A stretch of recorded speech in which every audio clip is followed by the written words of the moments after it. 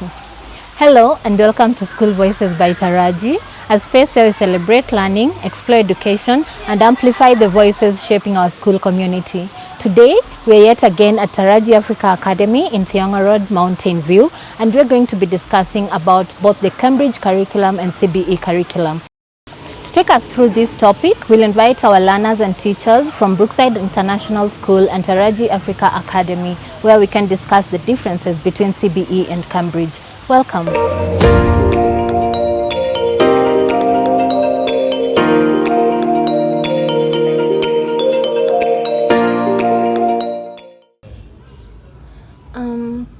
Welcome guys. To start us off, we are joined by our students from both our Cambridge school and our CBE school. We just wanted to find out about their experiences in the schools.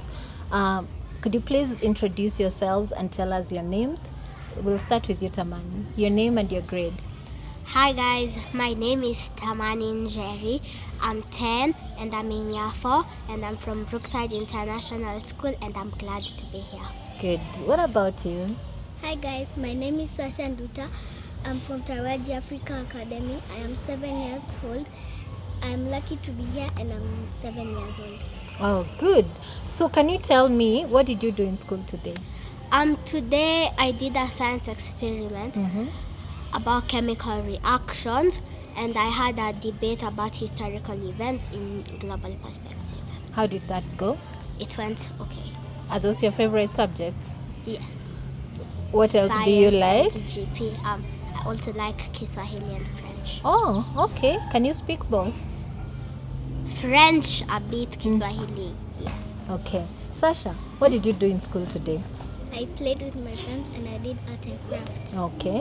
What did you make out of art and craft? Did you make something physical? Yes. Something beautiful? Yes. Can you show us after school? Yes. What was it? A Happy Mother's Day card. Oh, it's Happy Mother's Day on Sunday, right? Awesome. Do you like art and craft? Very much. And what is your favorite subject? Art and craft. Oh, okay.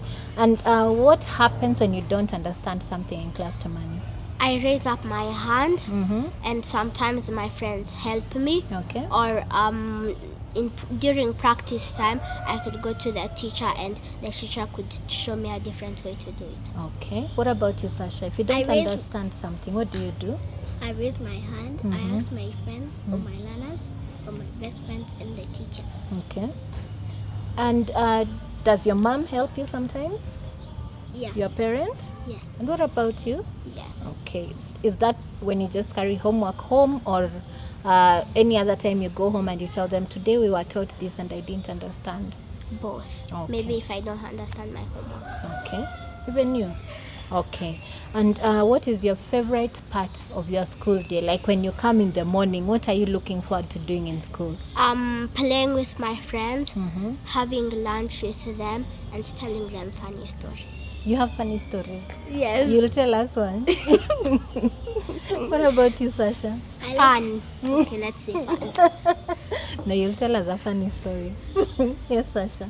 I like playing with my friends, taking lunch breaks and breakfast, and learning stories and funny stories. Oh, okay. So since both of you like taking lunch breaks, what do you like to eat? I like eating chips and sausage. And what about you? I like eating fish and chips. All right. And do you normally carry homework home like every day, or is it just once in a while? Most of the time, yes. Okay. And you? Do you carry homework home every day? Every day. Every day. Do you like homework? Very much. So when you get home, the first thing you do, what do you do at home? I change, then I do my homework. Then you go to play. What about you? I like homework. When I go home, I take a bath, take a snack, and do my homework. Okay. You don't play fast? No. Okay. And what makes your lessons interesting or fun when the teacher is teaching you? What do you enjoy? Do you just want them to be there on the whiteboard talking and teaching, or what do you enjoy when they do? I enjoy when they come with laptops or tablets and show us a video or something more interesting about the topic of the day. Okay. The lesson. What about you, Sasha? I like them choosing us to write in something in the board and do art and craft. Okay. You really like art and craft. You'll make Maybe. something for us. Yes.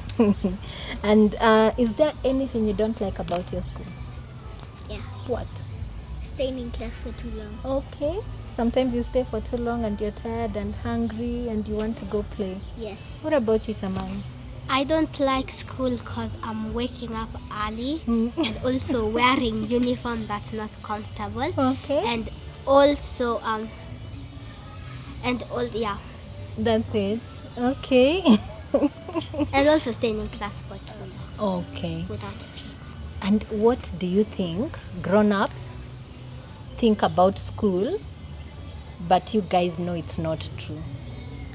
What I think about adults think that it's not true is they think that we always play in school, but we are learning. Oh, okay, that's good to know. What about you? What does your mommy think that you do in school and yet it's not true? My mom thinks that we always read storybooks, but it's not true. We also learn and play with my friends. Okay. Sasha, what would you like to be when you grow up? A doctor. Wow. Do you love science? Environmental? Okay. And what about you? What would you like to be when you grow up? A teacher. A teacher. Wow. What are your favorite subjects again? French, Kiswahili, science, and GP. So what will you teach? Maybe French and Kiswahili. Okay. Thanks, guys. I've learned a lot from you. Okay? Thank you. Welcome, viewers, to the podcast where we simplify education for our parents. Today, we answer one of the most critical questions for many parents in Kenya: CBE or Cambridge? At what point do we determine what school our children attend? To help us understand the topic more, we're joined by Mr. Keith and Mr. Meshach, and I'll just give them a few minutes to introduce themselves and what they do. Welcome. Okay, thank you. Hello, everyone. My name is Mr. Keith. I am a teacher of English and literature from Brookside International. Thank you for having me here today. Okay, hello, everyone. I'm recognized as me Wakesa, and other people also call me Meshach. I'm a teacher, and I'm happy to be hosted here today. You're a teacher at Taraji, Africa? Yes. Okay, so we have both our Cambridge teacher and CBE teacher, and we're going to ask them questions to understand more about the curricula. So in simple terms, Mr. Meshach, what would you say is the goal of the CBE curriculum? Thank you for that question. And when you just asked, you reminded me of what Albert Einstein said, that he doesn't teach his students, but he provides them with an environment for them to learn. Okay. And that's simply the main goal of CBE, to help learners to grow, learners who are curious, learners who can solve problems in the societies, and learners who are so willing to learn. Yes. Mr. Keith, Okay, the thank same you. question. Yeah. So the Cambridge curriculum is an international curriculum mostly offered in international schools. So its audience is a worldwide population. Now the main goal of Cambridge curriculum is like the passport to the global world. So mostly it's not just about passing the exams, but it's about nurturing students who are confident, resilient, responsible, and engaged. So Cambridge promotes critical thinking, whereby you'll find that a student will be able to answer any information worldwide. Okay. What does a normal classroom look like for a Cambridge student? Well, actually, if you walk into a Cambridge classroom, you might think that the teacher is not there, because mostly it's a learner-centered and interactive classroom. Mostly the classroom seems to be dominated by a student. So it's more of like the student is the one who carries a bigger load. The teacher is there to guide or just give the discoveries that the students are undergoing. So in most cases, for my case, you'll find that I might start my classroom with a hook by simply asking or prompting learners a question that will make them think critically and be able to divert into the topic. And from there now we can start active learning, whereby we have many hands-on activities. Maybe just to give an example, you'll find learners in groups debating over a topic or making discussions, or you provide them with grading rubrics, so you'll find them grading each other's work as the teacher watches as they give insight into the curriculum. Okay. And Mr. Meshach, how does your classroom look like typically? Yeah. Thank you. And happy to know that it seems we borrow a lot from each other. For us, a class belongs to the learner as well. The teacher only facilitates learning. We are both part of learning. So when, for instance, I'm introducing a concept for the first time, my work as a teacher is to guide the learner and to just increase the curiosity. So what we normally do is we call it a guided inquiry, where I come with a question or a life problem that my learners need to solve. So in such cases, I'll allow learners to discuss, because our class setting is in groups. They don't sit individually because we expect them to work together. So the way they sit, if I assign them a task, I've given them a question, a trigger question. They have to discuss. They have to come up with a way to solve this. So this can be achieved by maybe providing them with materials like hands-on activities where they can practice, they can learn from each other. Then when I come in, I come and ask, you come and learn from them. Then I see if I need to advise them on something, or I've learned something that I need to advise the other group. Okay. Yes. What I'm hearing a lot is that the two curricula actually borrow a lot from each other. Does it mean then that the only difference would be like the subjects or the courses the students take? To that extent, I can agree, because as you can see, mostly both the curriculum focuses on learner-centeredness and active learning or interactive learning in the classroom. Okay. So maybe the subjects being offered might be a little bit different, but generally the curriculums tend to borrow much from each other. The method. Yeah. And do you think CBE was designed with that in mind? Do you think CBE borrowed a lot from the Cambridge curriculum? Yes, it borrows so much. That's that maybe we added to understand each learner's competency, like we grade learners individually. Okay. The learning is personal, so like don't group them like who is best with. So we gauge each one as an individual, not as a class or something. But then how do you know that the learner has understood something?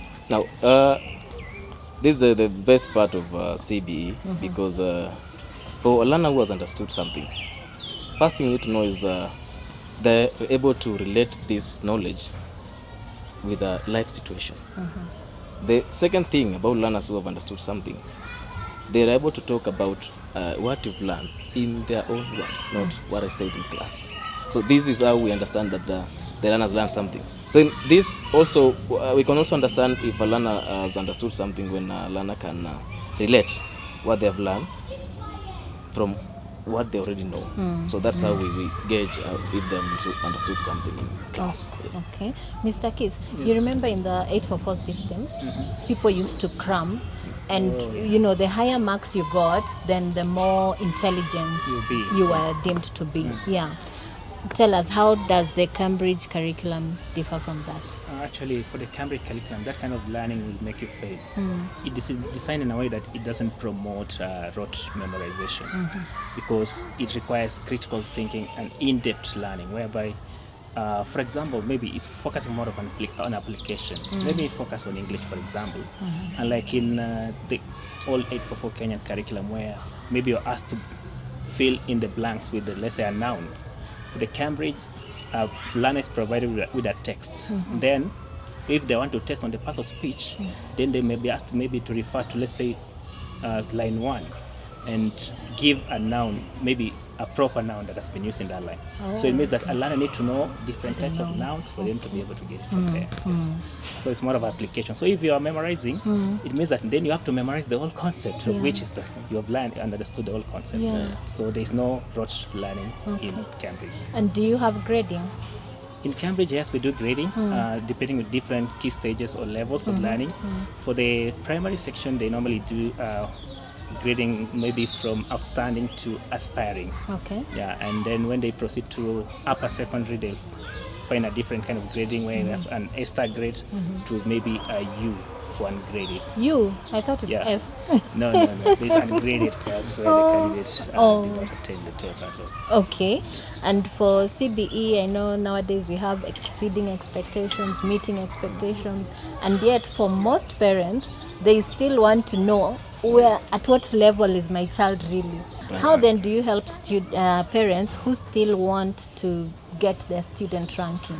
Yeah, thank you for that question. And that has been a problem for quite some time, because parents want to know how their child perform, their grades, and I think this is where we need education on parents about CBE.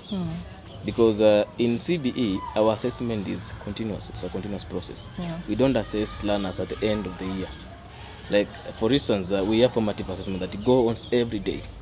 We observe the learners, how they walk, how they play, how they interact with other learners, how they participate in group activities. This is part of our assessment. How we can interview them. This is part of formative assessment. We also have summative assessments that we can do at the end of substand or strand, you see. And we also have a assessment in portfolio assessments, where we can it's a record of learners' work over time. So learners are assessed different as an individual. We are not comparing them. Yeah. You know, when we bring the issue of ranking them, it's like we're choosing which one is best, who did well, and we're only checking on their memorization, Yeah. who memorized. But there's a way that those learners who maybe we feel like they're weaker, our parents could maybe range them as the weakest. There's a way they're best in some cases that only the teachers can assess and record. So I think it's what parents also need to understand about this curriculum. Yes, not to gauge the learners, not to judge them. Okay. Yes. Okay. Now, about the teaching practice. When you're going into teaching practice, do you then choose that I want to be a Cambridge teacher or a CBE teacher, or does the teaching practice in Kenya cater for both? Okay, when it comes to teaching, actually, we are trained to teach any curriculum. Okay. Yeah. So mostly the only difference maybe to get to understand the background of the learners and maybe how the curriculum is implemented. But generally, when you're taking a teaching course, you just got to be a teacher. Okay. So you can teach any curriculum. So in Kenya, anyone who has done education qualifies to teach any curriculum. Okay. Maybe what you can need just to do is just to learn a few things that are Specific, to understand specific things for that curriculum, Okay. their approaches to the Okay. curriculum. But generally, you're taught to teach. So for you to teach any curriculum, it's just you take your time, understand the curriculum, and as a teacher, you're good to go. Okay. Yes. Now, there was a complaint for quite a number of years that CBE had not adequately equipped their teachers to, to handle the curriculum. So how do you then circumvent this?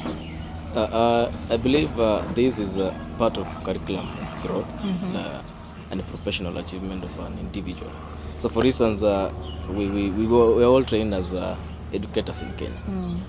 I went my way to understand the international curriculum as well, Okay. so that our learners are fully equipped with what others learn, and myself, I'm improving as a teacher. Okay. So I believe that we can't shift the blame that we are not trained enough, because the resources are there, the classes are there online. So I think we just need to know where to mine this knowledge. Yes. Would you be in a position to maybe inform parents what happens maybe after, is it grade 9 that's the highest right now?